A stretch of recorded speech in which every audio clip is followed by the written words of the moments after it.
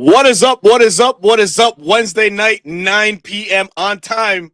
On time. We're on time. 9 p.m. Where would you rather be but here with your boys reporting eligible live? Thank you so very much for taking time out of your busy evening to come and just talk this Falcons football, man. Falcons have been in the news with a lot of good things coming out of Atlanta. Obviously, Matt Ryan, now the team president. We got a head coach. If you've been living under a rock or if you've not been around socials, the Falcons have their guy, or so we think. And hiring Kevin Stefanski, the former Browns head coach, now in Atlanta. We're going to touch on that and touch on some other topics that are relevant right now around Atlanta. But as always, your boy Berto here, host of the Reporting Eligible, my co-host Bro Talk. But enough with me. What is up, Bro Talk? What you been up to, man? Oh man, exciting times. Like we've Yeah, said it man. multiple times. New era, right? New New era. position. Matt Mm-hmm. Ryan's in here, and the Matt Ryan hate is back in certain aspects. So it feels like we're Woo! back as a fan base, right? Brings Yes. in the experienced Stefanski, mixed reactions.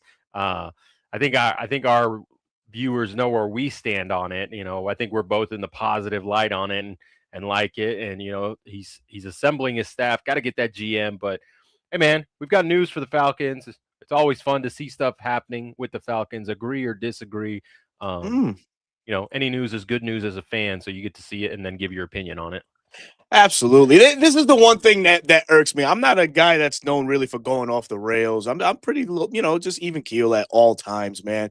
But this is the one thing that kind of pissed me off, right? And it's like, all right, cool. We were needing for we were in need of a head coach. Obviously, Mhm. Clint Kubiak was. Nah, we got to wait for him. We got to wait for him. That's the guy. That's the guy. But god damn it, as football fans, as you are, as I am, brother, we watched the Browns season unveil right before our very eyes. Right around the same time, the Falcons were kind of in that same mold of just kind of unfolding with the injuries and it with Michael Penix going down and whatnot. We started hearing these rumblings about Kevin Stefanski possibly being available at year's end, and a lot of the Falcon fan base were like, "Oh, Kevin Stefanski should be the next head coach of the Atlanta Falcons." Where's that energy now, ladies and gentlemen? Matt Ryan comes in, wants to bring in a guy that knows what he's doing in the league. Sure, the record doesn't speak kindly to itself or anything like that. Doesn't speak for itself. He went 46-58, but he coached in a tough AFC North at that. And he had the Browns competitive within his own division. That for you, those that may not know, have Baltimore, has the Pittsburgh Steelers, Cincinnati. Kevin Stefanski always had this Browns team ready. So you got to give him that at least. Now, we'll go into more detail as to if he is the right coach or not. But that's just my little tidbit. It's like Falcon fans, man, we got a coach that knows what he's doing. Sure, the record, like I mentioned, speaks for itself, but you got to look at the little nuances that are within. Talent being one of them. Coaching side of things is another. So there's a lot of things to unravel and why Kevin Stefanski is or isn't the right hire for our Atlanta Falcons. For me, I got a vote of confidence in Matty Ice. I think Kevin Stefanski was the right choice. Sure, we did a show a couple weeks back, as we always do, right? And we labeled, who would you want? Sure, I was on the Clint Kubiak train. Hell yeah, right? He was my 1A. Kevin Stefanski was my 1B. But when you look at it, was this fan base ready to go through some pure up and downs with Clint Kubiak on a franchise that has been in the hole 8 years? Are you ready for year 9 to be in the hole with that, waiting for something exciting to happen? Or were you the ones saying, we got a head coach of the future. I'll wait, because to that, man, that's called hypocrisy like a motherfucker, dude. And that's no. Either you're in or you're out. For me, I'm all in with Kevin Stefanski. But you go on, brother. Yeah, I tweeted out on January 5th, even before the firing had happened. The rumblings were happening. I said, be prepared. If he does get fired and we do move Mhm. on from Raheem, he's going to be the number one favorite, like hands down. And this was before Matt Ryan, like that whole position was created. This is who I thought Arthur Blank would want, right? He missed out on a coach with experience and Bill Belichick, right? We went through that whole circus show. And then have someone that a lot of people were high on, just like you said, a lot of people were high on. Oh, yeah, Matt, with the Matt LaFleur, like, yeah. But if we don't get him, Clint Kubiak, I was on the same train, right? He was one of my top 3 guys. Now you land the guy. Oh, now here come the conspiracy theories. He's not a player's coach. He was a cancer. This and the other. You don't think Matt Ryan can sniff that as long as he's been around in the league? Fact, man. He has been around in media. No, he wants to win. That's his whole position, is to help get the guy that puts his franchise in the best position to win. He's not, hey, this is Matt freaking Ryan. So he brings someone that I'm sure he knew would get bad media press because of what happened in Cleveland. Just imagine yourself. You have a terrible employer that rides you, undermines you. You leave that toxic environment to get a fresh start. And that the people that work there want to throw shade at your name, even though you gave it everything you had. That's exactly what Kevin Stefanski is. Now, could he have been a little, maybe of a jerk? Maybe, but what coach isn't? Coaches can be jerks. Their job there is to. Oh, what do we got here? I'm every time I smell right coffee, on time. And then, yes. Oh, what is this? Ooh, I don't know, but it looks delicious. It looks like peanut butter chocolate, homemade. Oh shit! And coffee. Anyways, coffee. Huh? Dude's gonna be lit. What a sugar rush! Stuffed dates. Oh, I see the date now. You like dates? Not a big fan. Okay. But teach his own. Anyways, coaches can be jerks. Kevin Stefanski could be someone that is perceived as a jerk. Hey, Lo, everyone's got their own coaching style, and it doesn't fit everyone, and that's okay. Right? Oh, man. It doesn't fit everyone's mold. And so, like, the media, the Cleveland fan base, then you got Baker Mayfield, Faker Mayfield tweeting out last night in his freaking feelings. What are we in high school? Grow the F up. It's a business at the end of the day. Stefanski didn't draft you. He said no to Watson, but guess what? Ownership still said we're going this way. And guess what? Your agent knew, and so that means you did as well. So it wasn't a surprise, right? They let you know, hey, we're going to do this just to give you a heads up. But for all this media spin, you got Skip Bayless saying he hates it, this, that, and the other. You've got a guy that, in essence, is kind of the Shanahan tree, but not really. He's the KOC tree. He's an under center play action. Things we've been asking for our offense to be. You get that guy, and then you want to poo-poo the idea. Right? Ultimately, right? Anything me and Berto say won't matter unless Kevin Stefanski produces wins. And that's why we feel strongly that he will do so in his first year in Cleveland. They hadn't been to the playoffs since the 90s. In 2020, COVID year, they won 11 games in that tough division. They finished 3rd place in that division with 11 wins. And if I'm not mistaken, didn't he go into Pittsburgh and steal a win from from them cheeks? And that was Big Ben. I'm pretty sure that was Big Ben's last year. He went out getting stomped by the Cleveland Browns, someone that no one has taken seriously. They still don't to this day. Even Browns fans, media were like, wow, the Haslams are fumbling this firing. They should not fire Stefanski. Andrew Berry's done a terrible job getting him talent. He now goes to a team with much better talent, right? The quarterback question is still there, but you have options. Now Stefanski is probably going to say, hey, can I have a say? Can I have a seat at the table when it comes to the quarterback? It's not PG. You missed the MFer that Berto already dropped. Okay, this isn't PG. Okay, relax. Oh man! Now I'm sure he feels like, it's a sense of relief. Like I'm going to a team that's actually going to support me. Oh, you want my input on who I wanted to work with as a GM? What? Like, are you sure? Like, is this going to get me fired? Like, hey, hold on.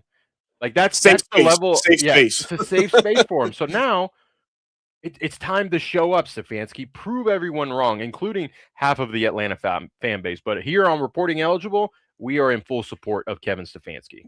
Definitely, man. I think he's going to make a lot of our individual superstars look great because that's one thing that his offense predicate on. It's very player centric. So for a guy like Bijan, this is a win. And if you saw Bijan's tweet, he's like, "Let's fucking go," something to that effect. Well, although that man doesn't swear, I do. So I'll say it like that for him. Yeah, he's super excited, right?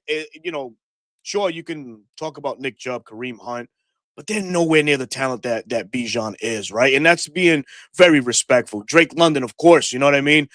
We view him as an all-pro wide receiver by our own right, and what we see on a week-to-week basis, the kid's a superstar.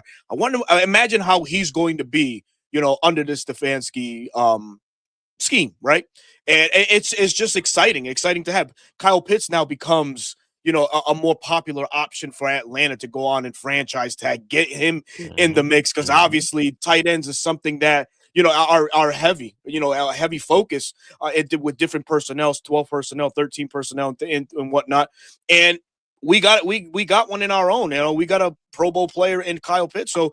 Bro, it's gonna be fun. I'm excited. I think that Kevin Stefanski is gonna come in here and he's going to shine, and I think he can shine right off the rip, man. I really do. I know that the biggest question is who's gonna be the quarterback. Who's going to be the quarterback? And I'm sure that the collaborative effort is going on as we speak. Obviously Stefanski having much say and roster decisions and things like that. I bet that he's maybe reaching out to former players, trying to see what availabilities may be available. Joe Flacco, I know his name comes to mind. Now, probably not a name here in Atlanta for sure. A lot of people throwing Malik Willis, but I don't see Malik Willis as a fit in Atlanta. That man's going to command a bag. He's a Dolphin. He's a Dolphin. He's going to go with Jeff Hafley down to South Beach. The pool does become a bit limited, but I don't think the Falcons are going to make an irrational trade of any sort, right? So what I mean by that is I don't think they're going to go and get a Mac Jones to create a quarterback controversy because they're already sold on Michael Penix being their guy. So obviously what we need is just a bridge for now. So we'll see. It's going to be so we'll go a little sideways just so I can put this out there. I've seen people talk about it. I think it's a great idea. I put out a tweet on it. Don't be surprised if Kirk Cousins is the starting quarterback next season. Now, this is the key here is we saw the Eagles do it with Fletcher Cox. Okay. Yeah. It's too big a contract, in my opinion, for the Falcons to take on. $80 million guaranteed next year. Ridiculous. Right. And that deadline is what, the 15th or the 16th of March. Yep. You cut him. Now, this is a conversation that needs to be had with him. You cut him, but then you bring him right back and you say, Kirk, we're going to run with you this year. Okay. But when Michael, you're transparent, which I think Kevin Stefanski is going to be a lot more transparent than Raheem. Okay? I think so too. I think so too. Now he will say his one-liners that I've heard Browns media say, hey, I have to be better. We have to be better. That's just coaches talk, but I think he'll be a little bit more transparent there. So with Kirk, you're up front with him and say, hey, Kirk, we'd like to re-sign you. You'd be quarterback entering the season as quarterback one, as Michael takes his rehab. If he's ready, there'll be a competition at that point. But if not, you'll be the starter the entire season, right? That gives you a little bit of alleviation because remember, Kevin Stefanski was the offensive coordinator for Minnesota for 1 year with Kirk Cousins. They had very good success there. And Kirk Cousins is very, very comfortable in that play action style with an H-back, an 11 personnel, 12 personnel. And, his wife is from Georgia, Atlanta specifically. The worst thing that you could do is move your family here and there. So I think Kirk would be enticed to do that. And then it would help, hey, Kirk's father-in-law, if you're in here, convince your son-in-law to take the cheaper deal and stay here. Do you know what Kirk Cousins' completion percentage was when them two were in Minnesota? Hit me with it. 70%. Woo! What year was that? Oh my God, what 2019? 2019? 2019. Woo! And now that was a younger Kirk Cousins, right? And Sure. he didn't have a I'm sorry, a Justin Jefferson back then, or did he? No, that was No. COVID year they drafted him. Yep. That was the And year one before. thing that we saw, I don't know if you got this little bit. Matt Ryan did a pod earlier today, or early in the week, and he talked about just really making it simple for your quarterback, right? So Mhm. give it the layups. So that's the 5 yard passes, the extension of the run game, which is that Kirk can come in and do exactly just that and be mightily effective when you have so many great players on your offense. So who knows? And to your point, man, I think he can come back. And a lot of people worry about the 67.9 million that's on the hooks for next year. That can be amended, man. There's ways around the salary cap, as we've seen so many people do, throughout the league. So many GMs do throughout the league. I'm not even tripping off of that, man. I really ain't, man. Just like I'm not tripping off of the cap figure that we have this year. Atlanta will be buyers in free agency, Yeah, bar none. I think we're gonna make some, restructures. There'll be some cap casualties. If they do end up cutting Kirk, it saves up some money. Mhm. Um, so there's plenty of moves to be had for the Atlanta Falcons to create space. Bones asked a question, Yeah, Brissett, what trade? Man, this guy's been traded so many times. yeah. I wouldn't trade for him, per se. Personally, I get the Hmm. familiarity with him. Hmm. That's a hard word. Um, Sure. but if he's cut, right, because he's got a 9 million. What is it right here? $9 million cap hit. And for a Hmm. new regime that's trying to save money, cut costs, what do they do with Kyler Murray? Because if they stick with Kyler Murray for a year, do you want to carry a nearly $10 million backup? Maybe. But if he hits the market, absolutely, you pick up the phone and say, "Hey, Jacoby, come on down to Atlanta." Come on Um, down, baby. we know Hmm. what he can do with a tight end, right? Trey McBride this past season. Um, Hmm. so there's upside there just as a 1 year bridge. But a lot of options this year, and that's another reason why I'm sure Kevin was excited to come here because he could actually have a say. I touched on it a little earlier. Is have a say on who his quarterback is going to be. That's the Hmm. big thing. It's like, hey, Yeah. I know this guy isn't the long term answer, but this is someone I feel like I can get the best out of him and can help generate to ban that guy. To yeah, Come on, ban this Rod. I guy. love you, Yeah, man. ban this guy. Get out of here. We're not doing this. Rod, man. A1 Shout out to you, quitter, brother. right? We don't want any quitters in here anymore. Um, but that's why I had optimism with Raheem, right? I wanted to give him the benefit of the doubt. Hey, it's a second time around. It's not the guy I wanted. It's not someone in my top coaching lists. Mhm. But hey, he's here. Let's support him. But with Kevin, I'm a little bit more excited because I've seen the success that he's been able to have, even though, like you said, overall Mhm. his record doesn't reflect that. But he has shown that he can get there if the talent is at least above average. Yeah, I can very well see this as a coincidentally a Mike Smith and Matt Ryan first year together. Matt Ryan coming in as a rookie.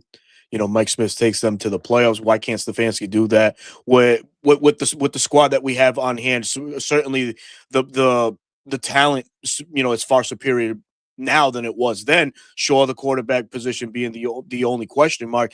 But I think this Falcons team can surprise and shock a lot of people in 2020. So I think this could be a quick fix. So Stefanski's on board. Free agency is coming.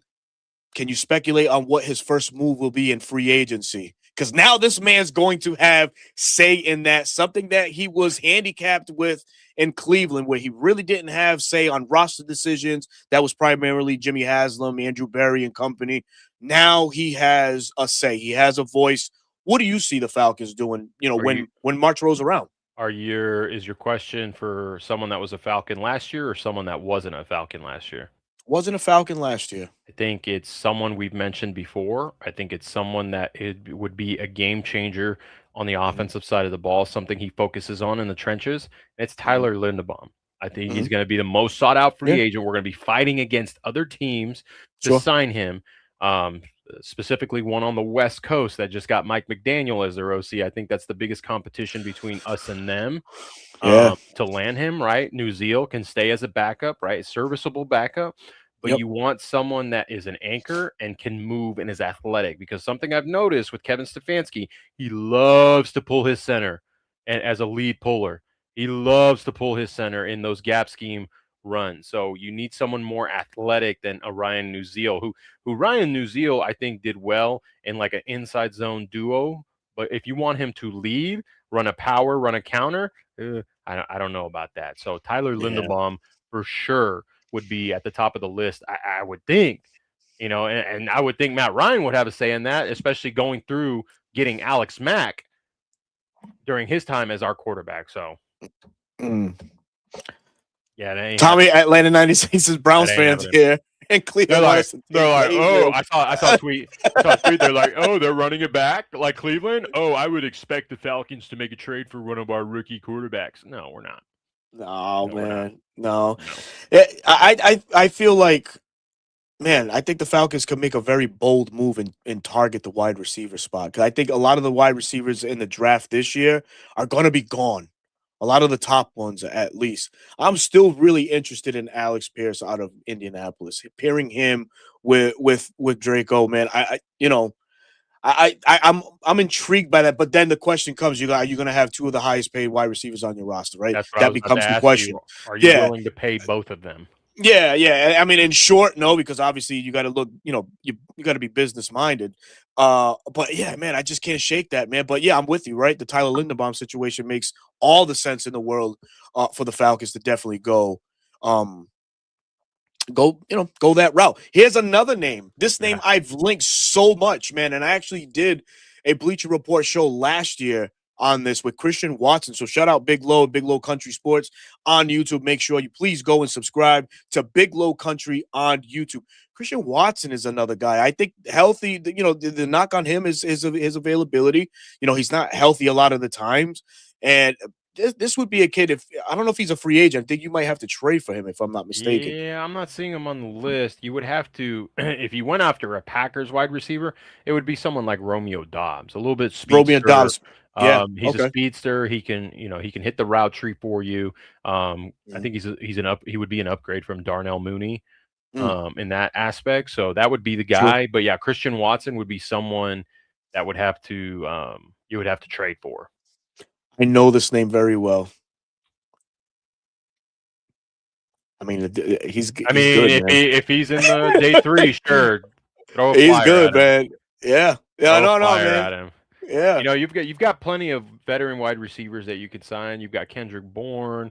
Um, Mhm. you could bring back Alameda Zacchaeus if you wanted to. I always liked Zacchaeus. I thought he was Me a too. very underrated receiver. But there's plenty of good serviceable receivers that won't break the bank. Someone Wandale Robinson, I like him out of New York. I liked him coming out of Kentucky. A little gadget guy that Stefanski could utilize with Draco. Um, so I like that yeah, Concepcion kid out of Texas A&M, man. which Casey one? Oh, Concepcion. it's like Wandale Robinson. So if you want that rookie contract and he's there in the second round, by all Take him. means, take him, Hmm. right? Because Yep. he's also a returner, right? And then that opens up, he can play 2-1. Do y'all consider Hmm. Drake a legit number one wide receiver? Go ahead, Berto. You go I first. do. I do. Absolutely.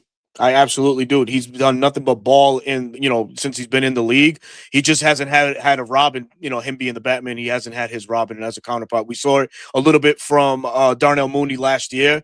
We obviously needed to see more. You see the pressure that it mounted on Drake. Obviously, defenses bracket coverages towards him, which allows more opportunities for everybody else. But still, Drake comes through in the clutch. And no bigger game this year that he come through in that Patriots game, where I witnessed him fucking catch 3 TD passes on Christian Gonzalez, on Marcus Jones, and whomever they lined up on him.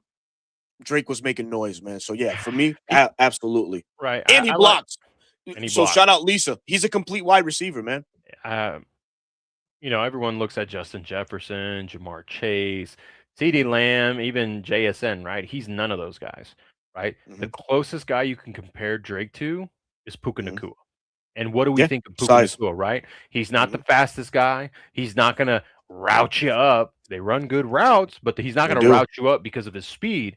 But when it comes to the point of attack at a catch and then their radius and their ability to affect in the run game and just their ability to draw defenders, that's Hmm. absolutely number one wide receiver material. So for not it's a good question, but at the same time, it's like, hey, like he has proven time and time again. How many quarterbacks has he played with? Like Mm, what other receivers played with more quarterbacks than Drake London in their first couple years, right? Maybe Garrett that's true. Wilson's the other guy, but I Yeah. put Drake over Garrett Wilson. They're just two different types of receivers at this point in their careers. Hmm. Very true, man. I got some. We got to go through these super chats right quick. Our brother Dwayne Ruffin from sunny SoCal, new era. Let's go. Thank you for the $1.99 donation. And we got our guy, Big Boy Brewski in the house, 4.99 bid, man. Thank you so much, man. Felipe Franks for quarterback. Joe, he's joking. Laugh out loud. I'm hoping this offense can just make some better play calls. Glad we're keeping Ulbrich and not worrying about this defense. Amen to that, brother. And that certainly would spring us right into our next topic, where the Falcons announced that Tommy Reese, yes, young Tommy Reese, all babyface 33-year-old Tommy Reese, is now our new offensive coordinator. And while the move may seem underwhelming to the masses, and everybody, absolutely, go on with your opinions. They're very valid. We're not here to, disrespect or just say otherwise. But we will tell you this: just keep an open mind, right? This is a young man that obviously doesn't have a track record in the league. He was elevated, to OC, midway through the year for the Browns. This kid cut his teeth in the NFL, and excuse me, in the college ranks, right? Notre Dame's quarterback coach slash offensive coordinator. He actually played quarterback for Notre Dame, and then he went on with the GOAT, Nick Saban of college football. Had some learning curves from Nick Saban. And when you look at his scheme, he does a lot of what Stefanski likes to do, which is, a lot of misdirection, heavy run game, play action, of course. And that's exactly what Tommy Reese brings to this table. That you can call his offensive philosophy. I think that's one of the reasons why Kevin is still entrusting him to come here in Atlanta and have the same role, limited role that he had with the Browns, but a full-time one here in Atlanta. And bro talk and I were talking before we came on air. I mean, like, this is something that you have to allow to unveil itself, right? We all know Stefanski is going to be the play caller. I think that Stefanski's just doing his due diligence and grooming the young kid. Still 33 years of age. He's just grooming him to be, potentially that next guy in Atlanta, or the next guy to make that, leap into a much bigger role down the line for the Falcons or for another ball club. Yeah, Tommy Reese, not the popular hire, right? We were both kind of No. hoping it would be a veteran play caller, maybe Brian Callahan instead. Bill's son, maybe some of these play callers that were still on the market, and kind of go in a different direction, right? They were interviewing guys, and it could be because they were interviewing them for other positions, pass game coordinator, run game coordinator, Hmm. whatever the case may Hmm. be. Hmm. But ultimately, it was Tommy Reese, right? He's a young kid, right? A lot of Hmm. people are turned away from him because of the lack of success there in Alabama. A lot of Alabama fans are not happy with his play calling. They were hoping that he would leave. And then, Yep. when he got those 9 games in Cleveland, it wasn't like, oh my gosh, this kid is the next coming. Now, it did improve. He slightly improved Kevin Stefanski's numbers, Hmm. but it wasn't by much, right? Yeah. I've started to dabble a little bit in his game flow and starting to chart. So Hmm. far, I see the vision, right? And it was a Hmm. poorly executed offense because of a number of reasons, right? Receivers not running their routes right, quarterback play Mm. being below average, Yeah. blocks not Offensive being, line. offensive line not being there, right? Their offensive Hmm. line, it's time for the Cleveland Browns to, they had a solid line. It's time to pick it apart. It's time to restart for them. So I see the vision. Like you said, Stefanski, we all expect, all the reports are saying that he will call the plays. Reese Hmm. is just there to help game plan, help manage meetings, help build himself, but also help Kevin in so many roles with the offense. Um, and Kevin feels comfortable enough to say, hey, maybe, hey, run the offensive practice. I'm going to be over here with the defense, taking a look to see what we're doing today, checking in. Hey, let me go check in on special teams, things of that nature, right? Because ultimately, Kevin is not just the offensive play caller; he is the head coach. He's got to delegate the work, so his Hmm. team, not just the offense, his team is ready. So, um, I get it. I wasn't like excited about it. I was kind of like, Yeah.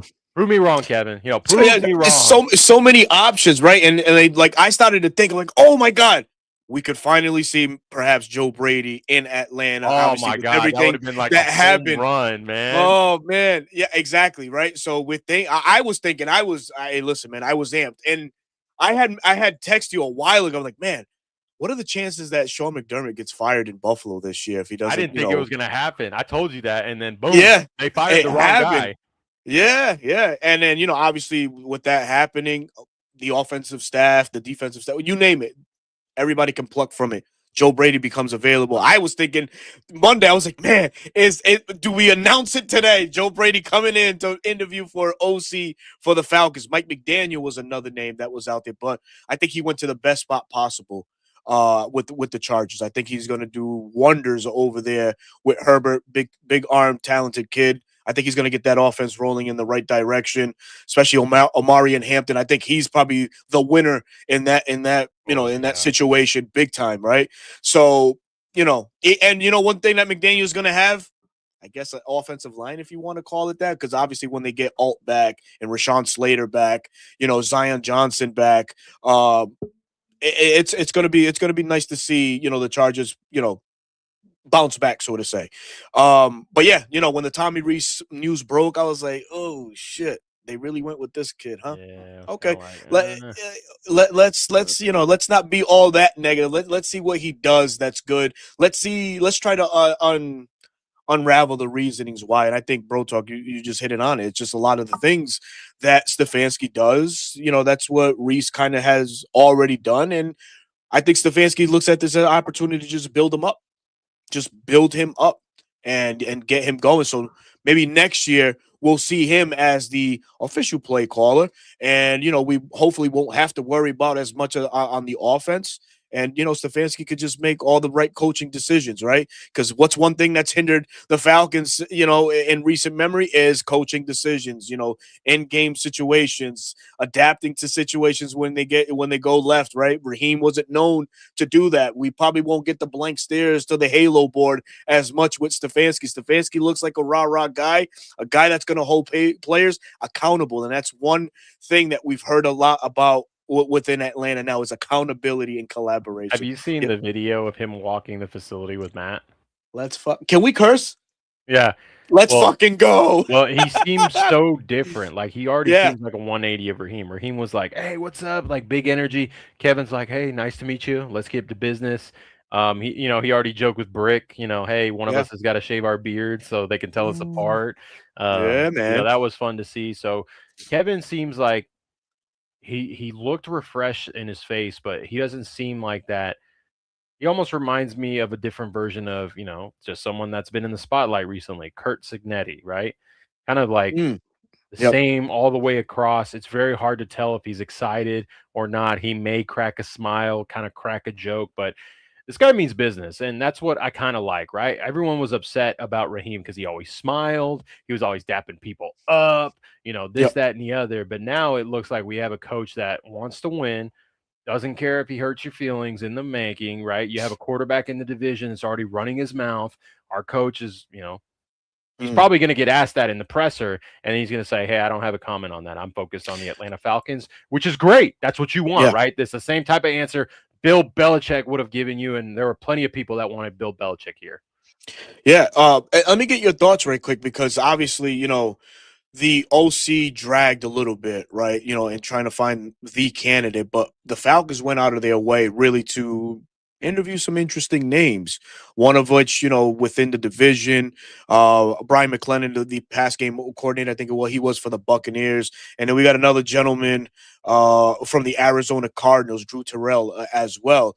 I mean, this is what I'm liking already about Matt Ryan. He's really going in the weeds of the coaching aspect and really trying to find people that may or may not have similarities, but try to merge certain things.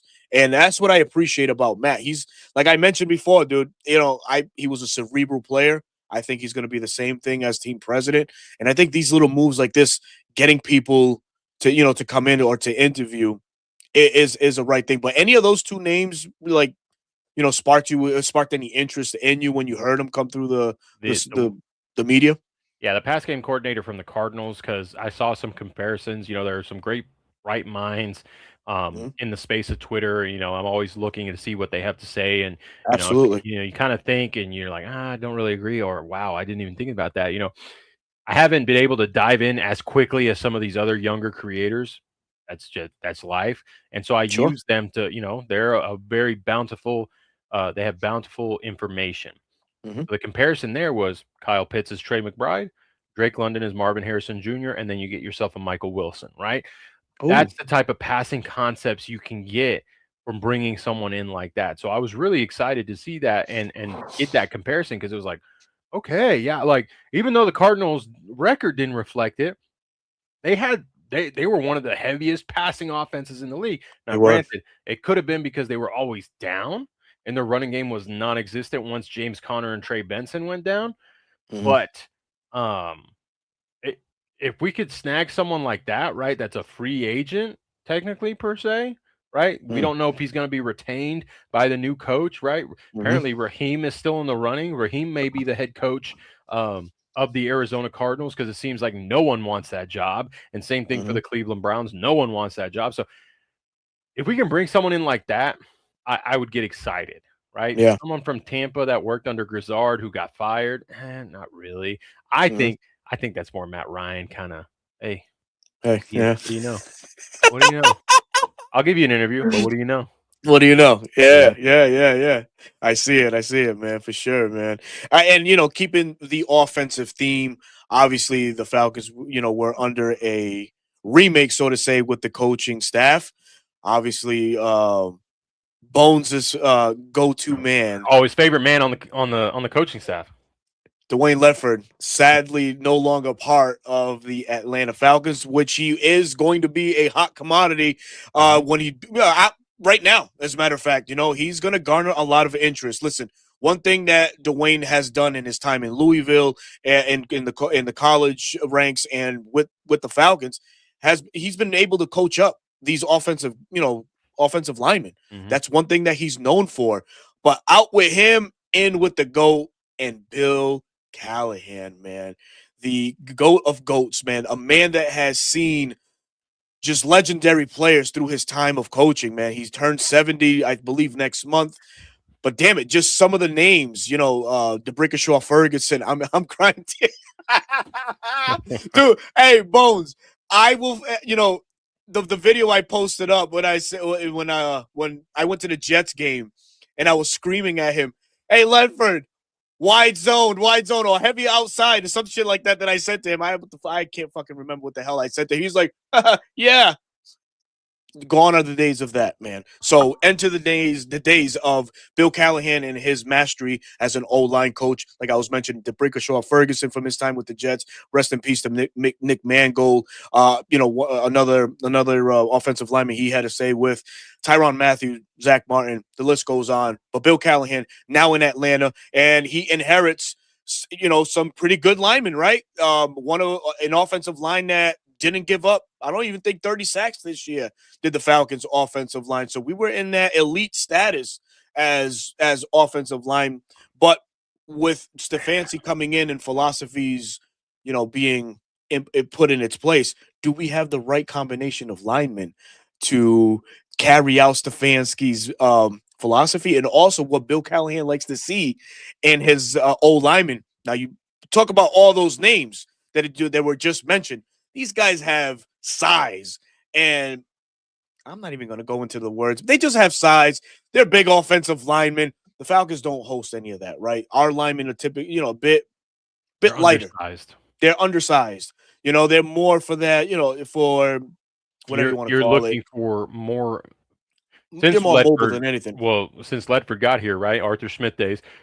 They Yeah, look for offensive linemen that could move laterally very quick, right? yeah, Outside zone heavy, right? You got to move that's it. laterally, beat those big boys and linebackers to the point of attack. So, yes, we're going to see changes. Could it be this season?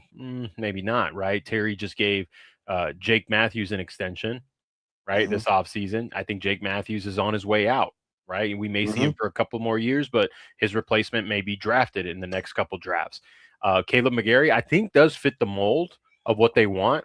Just a savage run blocker. It's going to be really fun to watch him pull with Chris on a counter or a power or a lead, right? And then, you're going to see an undersized linebacker, see Caleb McGarry coming at him. Did you watch the national championship game at all? Oh, no, I didn't, You man. didn't? Okay, well, for those that did, that Indiana corner, Pons, right? 5'9", Pons. Yep. buck 80, right? Undersized, but is a dog. We all know the left tackle for the Miami Hurricanes is about 6'7", 330, 335 pounds. That's like he pancaked Pons on a Oh, yeah. So that's what I expect from Caleb McGarry. I think Chris Lindstrom will be fine. Chris Lindstrom is just an animal. But Bergeron, I got my questions there, right? I know you're big on Bergeron, but I've got my questions there. He could prove me wrong. I hope he does. I like Bergeron, the player. I like Bergeron, the person, right? Prove me wrong. But definitely the center. The center has to get upgraded at this point. Someone asked in the chat earlier, do we get, what's his name, Pochich from the Browns? Ethan Pochich? He's still around? He is still around. The answer is no. He's coming off a torn ACL. The answer is no. Okay. And he's 30, 32, 33. That's dinosaur age for offensive linemen in the league, unless you're a Hall of Fame player like, Joe Thomas, late Cleveland Brown legend. But it's exciting. When we saw the Dwayne Ledford thing, we knew like, Bill Callahan's coming here. If there was one person that you could upgrade Dwayne Ledford for, it was him. I think Dwayne Ledford did a great job as an offensive line coach, but as a run game coordinator, that's where he fell short with me. It was right. It was outside zone heavy, right? With the occasional here's your damn gap scheme that you guys keep crying about, here and there. We got pullers maybe 2 or 3 times a year. Yeah. And that's just the type of mix up that you need, I think Dwayne will get a job within the next couple of weeks. I think it's either going to be Minnesota or it's going to be the Chargers. Who runs outside zone? Mike McDaniel runs outside zone. Who do they have at running back? They have Amorion Hampton, right? I think that's going to be the type of offensive line. And I think Charger fans will be very happy with how he can elevate them. Whether or not he'll be the run game coordinator or not, we'll see. But Bill Callahan, I think, could elevate the offensive line even more. I like so far, right? Again, I think Bill Callahan had a couple bad years. Tennessee's offensive line isn't great. He followed his son there. Everyone's like, "Oh, Bill's here. He's gonna take him to the moon." Didn't right? But sometimes that falls on the players, right? We know the caliber of the coach that he is because of his track record, right? Everyone always looks at the track record, and Bill Callahan has that. He is a. Y'all hear that? No, what was that? I thought you froze, dude. No, it came from your mic. It sounded like dong. For real, really? I was like, is he frozen? The hell? Gotcha. Oh shit, my bad. But no, seriously, it so far so good with Kevin Stefanski, right? Bill Callahan will provide some upside. I want to look at Bones' question here. Yeah. You can run some gap schemes with light guys if you can create angles and leverage. There's teams in the league that do it. Okay, so it wasn't a question; it was a comment. So Bill Callahan is the perfect guy to talk about leverage and angles, right? That's another thing to bring in with his experience. So, he's had a multitude of guys that he's coached. So I'm sure if they keep this offensive line intact, they'll be coached up. Who in the chat or even you have heard of Big Bertha? Do you know who Big Bertha is? Yeah, I know what Big Bertha is. It's not a who, it's a what. It's a what?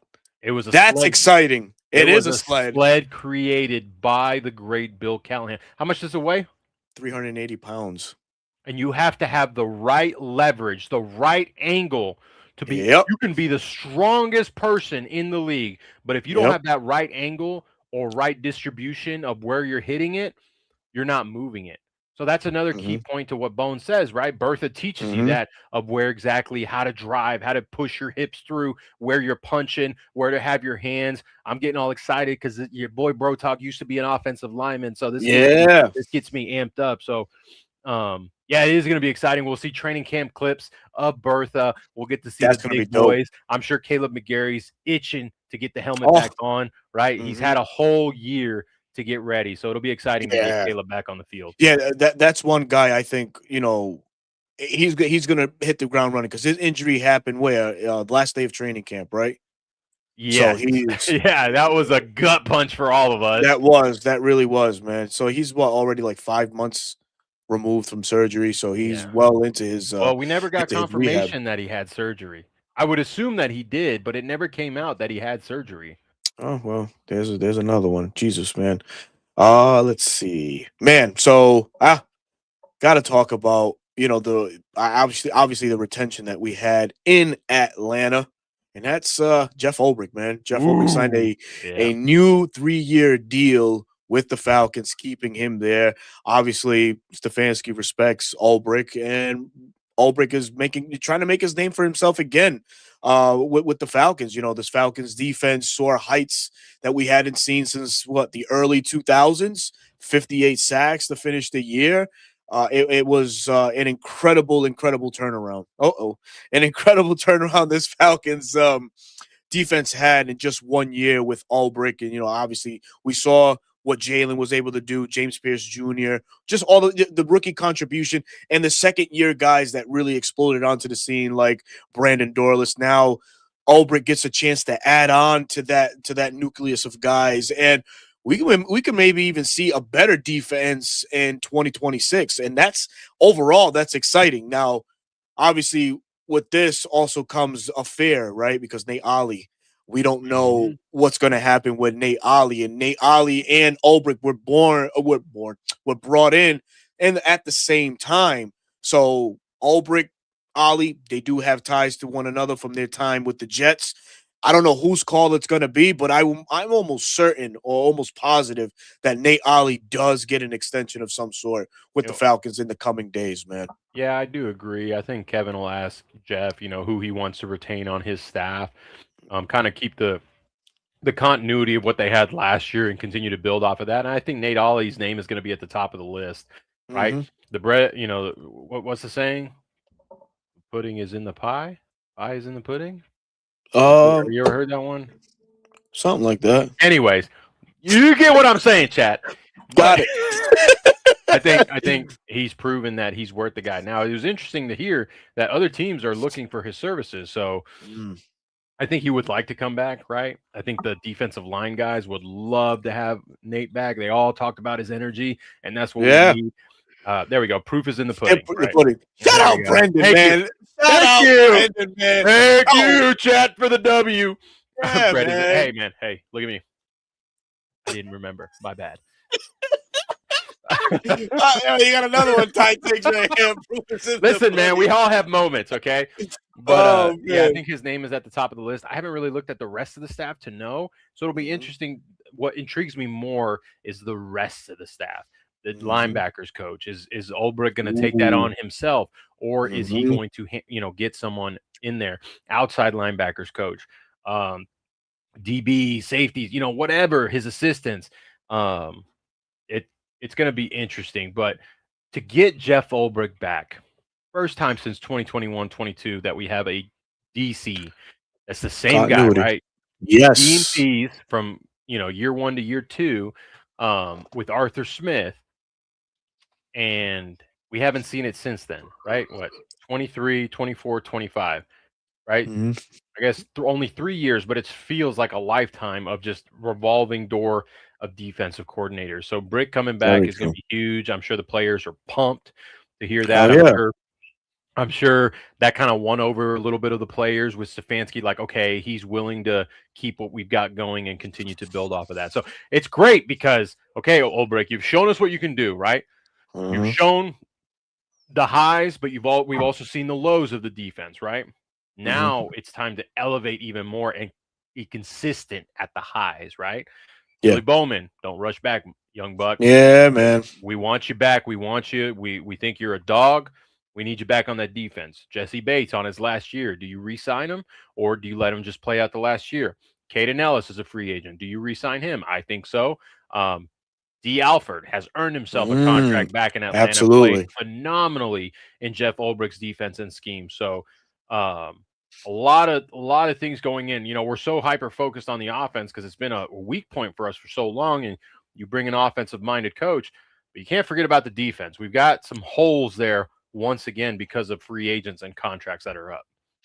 Yeah. So yeah, I'm interested too. You know what? Who comes back on the defensive side? Jerry Gray obviously is another name, well respected around the league. It's gonna be interested to see what influence Ulbrich has on Stefanski to lure him back in. Barrett Root is the other guy, the linebackers coach. That's the guy that he did what he could, right? Obviously, when Devon Diablo went down, depth was challenged. Obviously, he showed the lack of depth, I should say, um, that the Falcons had, and that's probably the biggest I saw on the Falcons defense this year was that linebacking group. Unfortunately, post Diablo, JD Bertan coming in and just ruining shit for everybody.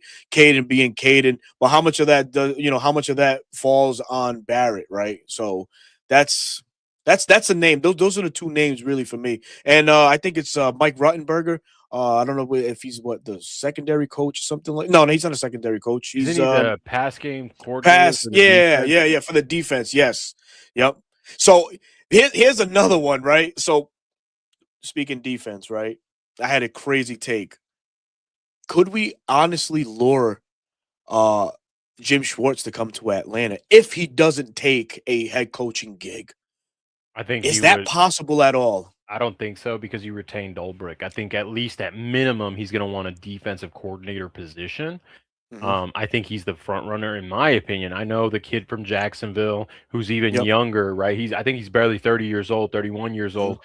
getting head coaching um, opportunities, but I think Schwartz is going to be really and truly the only guy that takes the job. He'll get promoted, but if not, I think he goes to one of these teams that need a defense.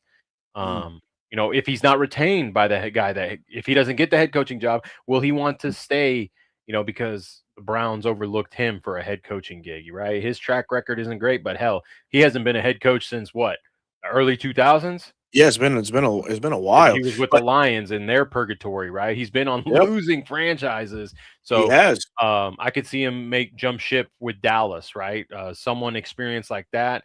Um, could get someone like, hey, invest in pass rush, and then I'll coach up these defensive backs and throw these crazy looks. So Hmm. that division got so much more competitive, so they would need someone Hmm. like that. But no, I think the Schwartz gig here would have been his if they didn't retain Ulbrich. Mm. I still feel like could there be a possibility? I'm always the optimistic. Yeah, I think there still is. There's a role within Atlanta that could be filled because obviously there's an overhaul in coaches. Dave Huxtable serves as the senior defensive guy for Atlanta. Could Schwartz come in and fill that same role just to oversee, help out Ulbrich in certain situations, kind of remake his name, so to say. Schwartz does, and then ultimately he ends up leaving. But I just don't want to. I don't want to think things are not possible, right? I think everything is possible, and he's being overlooked now as a head coach. I'm sure that he's gonna want, some say in what draft processes are, and that's coming up soon. Free agency is coming up soon also. So I don't know. Maybe there is a possibility, but if it does come to fruition, holy shit, man, that's a rock solid duo running the defense. Having somebody oversee and then having Ulbrich just implement and just hit the ground running.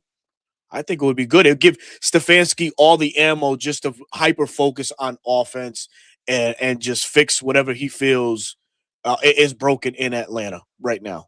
So So, Bones brings a good question. Thoughts on hiring a of course, run game coordinator? I think there's always upside because that person is solely focused on run fits. just How that. are we Mhm. going to focus on attacking the run, right? Mike Ruttenberg is strictly the pass game coordinator. He does That's not it. have a position to coach. We have a Mhm. defensive assistant, John Timu. If you like what he's been doing, promote him. Give him Yep. more responsibility to do that. Who- If you want to give it to Zapansky, who's that? huh? I think we have a coach. His last name is Zapansky or Zemsey, some shit like that. Uh, He's on the offensive side, I think. Let me see. We have Kramer. No, I don't see anyone on the Hold offense on. that. But you could also give it to the linebackers coach, Barrett Yep. Rudd, right? Someone Mm, that focuses in on the run game. I think giving that and having someone that can help prepare for the week to week, right? yeah. And what we see, hey, if we see this, if we see the guards do this, if we see the tight end do this on this motion, it's a run, I think that just elevates your team. I don't know the how many teams actually have one, but I think it's an upside, right? To have someone that strictly focuses on that as part of their preparation, and then they bring it to the team. No, he's no longer on the team. That's what it is. Hey, you know what? Who's no longer on the team listed on the coaches page? PJ motherfucking More. Yates. Yeah, boy, you went packing out of here. Oh man, there's the crash. I'm so glad I don't see his stinking face on. I could. They haven't announced that they've moved on from him, but for him not to be on the official page, which they've updated with Kevin Stefanski as the head coach, Bill Callahan as the offensive line coach. There's no Marquise Yes. Williams, no No. special Yep. teams coach. There's no special teams coach. What? I'm going Give through it that to right me, now. Kevin. Nick Jones, the assistant offensive line coach. That's another name that possibly could come in as Yeah, do flip. the run game Yeah, I mean, coordinating. you're an offensive line coach assistant now. You flip over, right? Does Hmm. Bill say, "Hey, I need an assistant," or does he say, "Hey, you know what? If you want to move him to defense, no problem." You I think like Kevin? this question. Yes, I do. You take this team who has not been to the playoffs since 2017, win a division title, and win it with 11, 12, 13 wins. Absolutely, coach of the Hmm. year, right? You have I think it was J.J. Watt that said it. Liam Cohen, Mike Vrabel, and Ben Johnson just elevated what is expected as far as like a rebuild or flipping a team. And Kevin Hmm. Stefanski, you got the experience, bub. You Got gotta it, you gotta man. turn it around, right? There's no real. They brought you in because they felt like you could turn it around in year one. Same thing with Raheem, right? But you have a track record of success versus Raheem, who had never had a winning season, right? Everyone always looked at that and I always said, well, you gotta think about this and that, and this, that. Well, Kevin, you've actually had 2 11-win seasons, so we know you can do it. Absolutely, man. Absolutely. Oh man, this has been fun, man. We finally get our guy.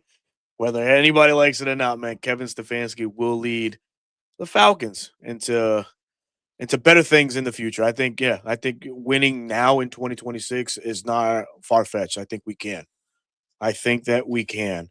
And I'm just excited to see him start just diagnosing where areas of this roster that needs to be elevated right away. And I'm happy he gets to be a voice within the organization and just start bringing his offensive mind and just make it come to fruition. I'm excited for that. So Yeah, there's a lot of upside to be excited about. I know yeah. it's not the guy you guys wanted. Half of you guys are like, yeah, I'm happy about it, but at the end of the day, we said it. As long as Kevin can bring us wins, division titles, and get us in the Mhm. playoffs consistently, that's all that matters, right? Yeah. At the end Yeah. of the day, that's all that matters. We've been tied to the Cleveland Browns so many times, in different scenarios, right? Julio Jones trade worked out for us, Woo-hoo. Hell right? yeah. I know there are other instances that I'm forgetting, but that's the one that comes to mind at the beginning. I want to answer Brandon's question real quick. Sure. Just so you guys know, when it comes to end of year awards, it's voted at the end of the regular season. So the votes are already in. The MVP's already been like it's done. The offensive player of the year, like all these things are done. So playoffs don't persuade voters. It's done after week 18. Oh, here's another one. Alex Mack. That's the other one, right? He was a Cleveland Mhm. Brown, He came was a to the Cleveland Atlanta Brown. Falcons. So is Kevin Stefanski the next positive that comes out of the Cleveland Browns to the Atlanta Falcons? Um, I hope so, and I feel like he can be. I love it, man. That is awesome. That is awesome. Well, folks, that's gonna be it for tonight. Oh, Shanahan. Yep, that's another Oh, one. Eric's cooking, man. Yeah, there you go, Eric's Eric. cooking, man. Yeah, Good man. Oh shit, that's true. He came right after the 2014 season. right. And everyone was upset, and then he turned it Yeah. around. Boy, did he ever. Matt Ryan MVP season, and then now look at him. He's been the head coach of the 49ers ever since. Oh man, wait. Skip and Baker say otherwise. Oh man, those When has two, Skip man. Bayless actually had a good take? I don't know, dude. I don't know. Brendan says, "Thanks for the lesson, bro. Talk didn't know. Awesome, man. Exactly. And if you want to hear from more from Bro Talk, let the folks know where they can find you, my friend." As always, your short form media guru content, Falcon centralized, but also NFL centralized. Instagram Reels, YouTube Shorts, TikTok doesn't matter at Dirty Bird Central. That's where you can find me. I'm already in preparation of dropping my yearly now because this will be the second year I do it of Hmm. perfect offseason for the Falcons, what I think they should do. I am waiting to see who the GM is and announce before I drop it. But you can catch it there on YouTube when it does drop. I'll put a tweet out there. And speaking of tweets, if you want daily thoughts, daily I wouldn't say trolling. I occasionally troll. The Baker Mayfield tweet got me all hot and bothered because I don't like the guy. I think he's one of the most overrated quarterbacks in the league. But if you want to see that and maybe a crash out here and there at BK squared 7 on Twitter. Crash out? No, you? Come on.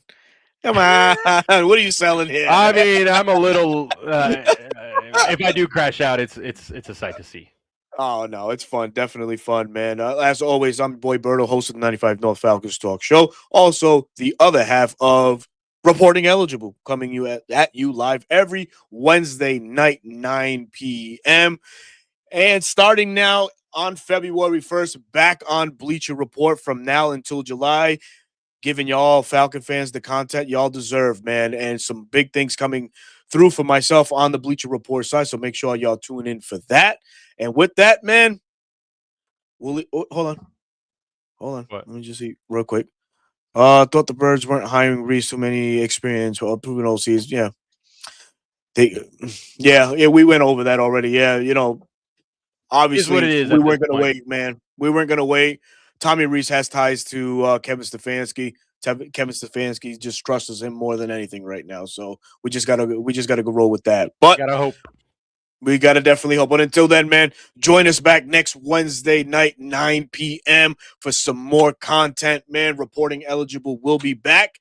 And hopefully by then we have a GM. Hopefully. If if not, we'll dive into some GM prospects. But until then, we'll give you your Wednesday evening back. Everybody, be chill, be cool, be calm, relax. Peace.